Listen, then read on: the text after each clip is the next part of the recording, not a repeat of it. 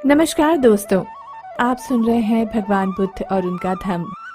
आज के इस भाग में हम भगवान बुद्ध के बचपन तथा उनकी शिक्षा के बारे में जानेंगे। जब सिद्धार्थ थोड़ा चलने फिरने योग्य हो गया, शाक्य जनपद के मुखिया इकट्ठे हुए और उन्होंने शुद्धोधन से कहा कि बालक को ग्राह देवी अभिया के मंदिर में ले चलना होगा। शुद्धोधन ने स्वीकार किया और बालक को कपड़े पहना देने के लिए महाप्रजापति से कहा। जब उसे पता लगा कि उसे मंदिर ले जाया जा रहा है तो वह मुस्कुराया, लेकिन शाक्यों के रीति रिवाज का ध्यान कर वह चला गया। 8 वर्ष की आयु होने पर सिद्धार्थ ने अपनी शिक्षा आरंभ की। जिन्हें शुद्धोधन ने महामाया के स्वप्न की व्याख्या करने के लिए बुलाया था और जिन्होंने सिद्धार्थ के बारे में भविष्यवाणी की थी, वे ही 8 ब्राह्मण उसके प्रथम आचार्य हुए। जो कुछ वे जानते थे, जब वे सब सिखा चुके, तब शुद्धोधन ने उद्दिच देश के उच्च कुलात्पन्न प्रथम कोटि के भाषाविद तथा व्याकरण, वेद, वेदांग तथा उपनिषदों तेनु पूरे जानकर सबमित्त को बुला भेजा। उसके हाथ पर समर्पण का जल सिंचन कर शुद्धोधन ने सबमित्त को ही शिक्षण के निमित्त सिद्धार्थ को सौंप दिया। वह उसका दूसरा आचार्य था। उसकी अधीनता में सिद्धार्थ ने उस समय के सभी दर्शन शास्त्रों पर अपना अधिकार कर लिया। इसके अतिरिक्त उसने भारद्वाज से चित्त को एकाग्र तथा समाधिस्थ करने का मार्ग सीख लिया था। भारद्वाज आलार कालाम का शिष्य था। उसका अपना आश्रम कपिलवस्तु में ही था। अब जानते हैं आरंभिक प्रवृत्तियों के बारे में। जब कभी वह अपने पिता की जमींदारी में जाता, वहाँ कृषि संबंधी कोई काम न होता। वह किसी एकांत कोने में जाकर ध्यानारूढ़ हो जाता। निस्संदेह उसे सभी प्रकार की शिक्षा मिल रही थी, किंतु साथ साथ एक क्षत्रिय के योग्य सैनिक शिक्षक की ओर से भी उदासीनता नहीं दिखाई जा रही थी। शुद्धोधन को इस बात का ध्यान था कि कहीं ऐसा न हो कि सिद्धार्थ में मानसिक गुणों का ही विकास हो और वह क्षात्र बल में पिछड़ जाए। सिद्धार्थ स्वभाव से कारुणिक था। उसे यह अच्छा नहीं लगता था कि आदमी आदमी का शोषण करे। एक दिन अपने कुछ मित्रों सहित वह अपने पिता के खेत पर गया। वहाँ उसने देखा कि मजदूर खेत कोड़ रहे हैं, बांध बना रहे हैं। उनके तन पर पर्याप्त कपड़े नहीं हैं। वे सूर्य के ताप से जल रहे हैं। उस दृश्य का उसके चित्त पर बड़ा प्रभाव पड़ा। उसने अपने एक मित्र से कहा, एक आदमी दूसरे का शोषण करे, क्या इसे ठीक कहा जाएगा? मजदूर मेहनत करे और मालिक उसकी मजदूरी पर गुच्छर्रे उड़ाए, ये कैसे ठीक हो सकता है? उसके मित्रों के पास उसके इस प्रश्न का कोई उत्तर न था, क्योंकि वे पुरानी विचार परंपरा के मानने वाले थे कि किसान मजदूर का जन्म अपने मालिकों की सेवा के लिए ही होता है और ऐसा करना ही उनका धर्म है। शाक्य लोग वप्र मंगल नाम का एक उत्सव मनाया करते थे। धान बोने के प्रथम दिन मनाया जाने वाला ये ग्रामीण उत्सव था। शाक्यों की प्रथा के अनुसार उस दिन हर शाक्य को अपने हाथ से हल जोतना पड़ता था। सिद्धार्थ ने हमेशा इस प्रथा का पालन किया। वह अपने हाथ से हल चलाया करता था। यद्यपि वह विद्वान था, किंतु उसे शरीर श्रम से घृणा न थी। उसका क्षत्रिय कुल था। उसे धनुष चलाने तथा अन्य शस्त्रों का प्रयोग करने की शिक्षा मिली थी, लेकिन वो किसी भी प्राणी को अनावश्यक कष्ट देना नहीं चाहता था। वह शिकारियों के दल के साथ जाने से इनकार कर देता था। उसके मित्र कहते, क्या तुम्हें शेर चीतों से डर लगता है? वह प्रत्युत्तर देता, मैं जानता हूँ कि तुम शेर चीतों को मारने वाले नहीं हो। तुम तो हिरणों तथा खरगोशों जैसे निष्प्रिय जानवरों को ही मारने वाले हो। शिकार के लिए नहीं तो अपने मित्रों का निशाना देखने के लिए आ जाओ। उसके मित्र आग्रह करते। सिद्धार्थ इस तरह के निमंत्रणों को अस्वीकार कर देता। मैं निर्दोष प्राणियों के वध का साक्षी नहीं होना चाहता। उसकी इस प्रवृत्ति से प्रजापति गौतमी बड़ी चिंतित हो उठी। वो उससे तर्क करती, तुम भूल गए हो कि तुम एक क्षत्रिय कुमार हो। लड़ना तुम्हारा धर्म है। शिकार के माध्यम से ही युद्ध विद्या में निष्णात हुआ जाता है, क्योंकि शिकार करके ही तुम ठीक ठीक निशाना लगाना सीख सकते हो। शिकार भूमि ही युद्ध भूमि का अभ्यास क्षेत्र है। लेकिन सिद्धार्थ बहुधा गौतमी से पूछ बैठते, तो माँ, एक क्षत्रिय को क्यों लड़ना चाहिए? और गौतमी का उत्तर होता, क्योंकि ये उसका धर्म है।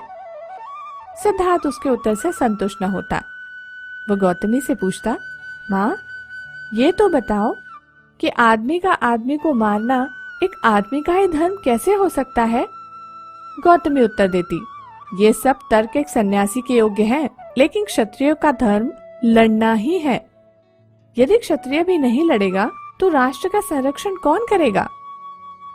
लेकिन माँ, यदि सब क्षत्रिय परस्पर एक दूसरे को प्रेम करे तो क्या बिना कटे मरे वे राष्ट्र का संरक्षण नहीं कर सकते? गौतमी निरुत्तर हो जाती। वो अपने साथियों को अपने साथ बैठकर ध्यान लगाने की प्रेरणा करता। वो उन्हें बैठने का ठीक ढंग सिखाता। वो उन्हें किसी एक विषय पर चित्त एकाग्र करना सिखाता। वो उन्हें परामर्श देता कि ऐसी ही भावनाओं की भावना करनी चाहिए कि मैं सुखी रहूं, मेरे संबंधी सुखी रहें और सभी प्राणी सुखी रहें। उसके मित्र उसकी बातों को महत्व न देते थे, वे उस पर हंसते थे। वे आंखें बंद करते तो उनका चित्त उनके ध्यान के विषय पर एकाग्र न होता। इसकी बजाय उनकी आंखों के सामने नाचते हुए हिरण जिनका वे शिकार करना चाहते थे, अथवा वे मिठाइयाँ जिन्हें वे खाना चाहते थे। उसके माता पिता को उसका ये ध्यानाभिमुख होना अच्छा नहीं लगता था। उन्हें लगता था कि एक क्षत्रिय जीवन के सर्वथा प्रतिकूल है। सिद्धार्थ का विश्वास था कि योग्य भावनाओं पर चित्त एकाग्र करने से हम अपनी मैत्री भावना को बहुत व्यापक बना सकते हैं। उसका कहना था कि सामान्य रूप से जब भी कभी हम प्राणियों के बारे में कुछ विचार भी करते हैं तो हमारे मन में भेद विभेद घर कर जाते हैं। हम मित्रों को शत्रु से भिन्न कर लेते हैं। हम अपने पालतू पशुओं को मनुष्य से भिन्न कर लेते हैं। हम अपने मित्रों से प्रेम करते हैं और प्रेम करते हैं अपने पालतू पशुओं से। हम अपने शत्रुओं से घृणा करते हैं और घृणा करते हैं सामान्य जंतुओं से। हमें इस विभाजन रेखा की सीमा के उस पार जाना चाहिए। हम यह कार्य तभी कर सकते हैं जब हम अपने ध्यान में इस व्यवहार जगत की सीमाओं को लांघ सकें। उसका बचपन करुणामय था। एक बार वो अपने पिता के खेतों पर गया। विश्राम के समय वो एक वृक्ष के नीचे लेटा हुआ प्राकृतिक शांति और सौंदर्य का आनंद लूट रहा था। उसी समय आकाश से एक पक्षी ठीक उसी के सामने आ गिरा।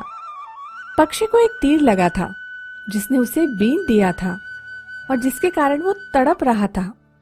सिद्धार्थ पक्षी की सहायता के लिए उठ बैठा। उसने उसका तीर निकाला, जख्म पर पट्टी बांधी और पीने के लिए पानी दिया। उसने पक्षी को गोद में लिया और अपनी चादर के भीतर छिपाकर उसे अपनी छाती की गर्मी पहुंचाने लगा।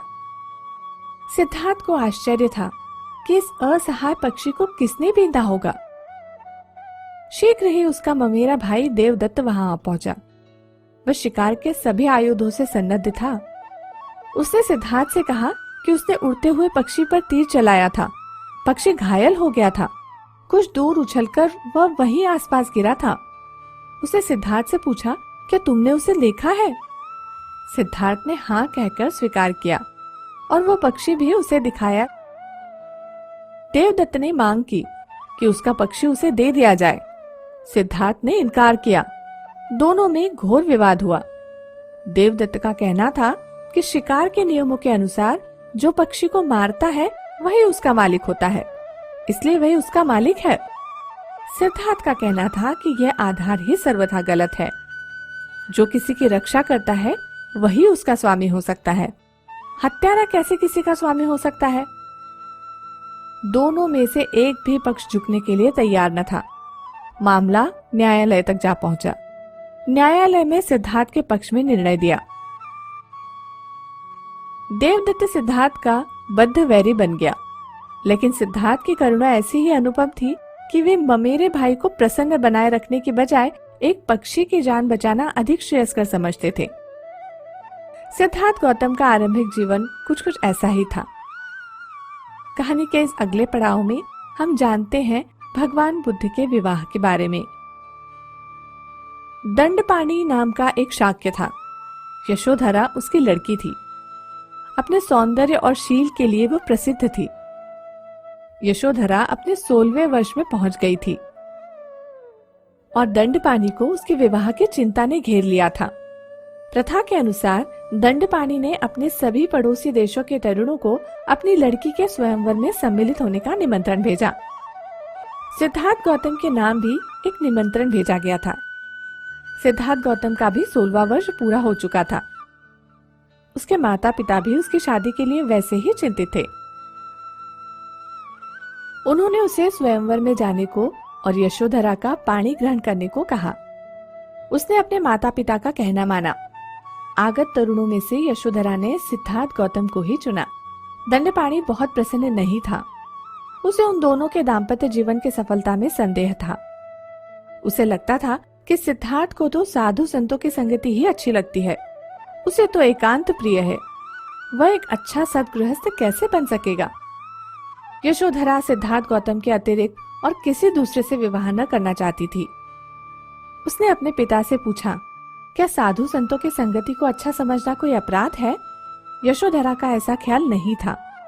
यशोधरा की माँ को जब मालूम हुआ कि यशोधरा सिद्धार्थ गौतम के अतिरिक्त और किसी दूसरे से विवाह करना ही नहीं चाहती, उसने दंडपाणी से कहा कि उसे राजी हो जाना चाहिए। दंडपाणी राजी हो गया। गौतम के प्रतिद्वंदी निराश ही नहीं, बल्कि उन्हें लगता था कि उनका अपमान हो गया है। उन्हें लगता था कि कम से कम उनके प्रति न्याय करने के लिए ही यशोधरा को चाहिए था कि चुनाव करने से पहले किसी न किसी तरह से सबकी परीक्षा लेती। कुछ समय तो वह चुप रहे। उनका विश्वास था कि दंडपाणी यशोधरा को गौतम का चुनाव ही नहीं करने देगा। उनका उद्देश्य यूं ही पूरा हो जाएगा। लेकिन जब उन्होंने देखा कि दंडपाणी असफल रहा है, उन्होंने हिम्मत से काम लिया और इस बात की मांग की कि लक्ष्य वेद की एक परीक्षा होनी ही चाहिए। दंडपाणी को स्वीकार करना पड़ा। पहले तो सिद्धार्थ इसके लिए तैयार न था, लेकिन उसके सारथी छंदक ने उसे समझाया कि यदि वह अस्वीकार करेगा तो ये उसके लिए, उसके परिवार के लिए तथा सबसे बढ़कर यशोधरा के लिए ही बड़ी लज्जा की बात होगी। सिद्धार्थ गौतम के मन पर इस तर्क का प्रभाव पड़ा। उसने उस परीक्षण में सम्मिलित होना स्वीकार किया। परीक्षण आरंभ हुआ। प्रत्येक प्रतिद्वंदी ने अपना अपना कौशल दिखाया। सबसे अंत में गौतम की बारी थी, किंतु उसी का लक्ष्य वेद सर्वश्रेष्ठ सिद्ध हुआ। इसके बाद विवाह हुआ। शुद्धोदन और दंडपाणी दोनों को ही बड़ी प्रसन्नता थी। इसी प्रकार यशोधरा और महाप्रजापति भी बड़ी प्रसन्न थी। विवाह हो चुकने के काफी समय बाद यशोधरा ने एक पुत्र को जन्म दिया। उसका नाम राहुल रखा गया। दोस्तों, आज के लिए इस कहानी को एक अल्प विराम देते हैं। अगले एपिसोड में इस कहानी के और पहलुओं को जानने की कोशिश करेंगे। अगर आपको पसंद आता है तो इसे सब्सक्राइब करना न भूलें, ताकि आगे आने वाले नए एपिसोड्स आप आसानी से सुन सकें। तो आज के लिए दीजिए इजाजत। अगले एपिसोड में फिर मुलाकात होगी।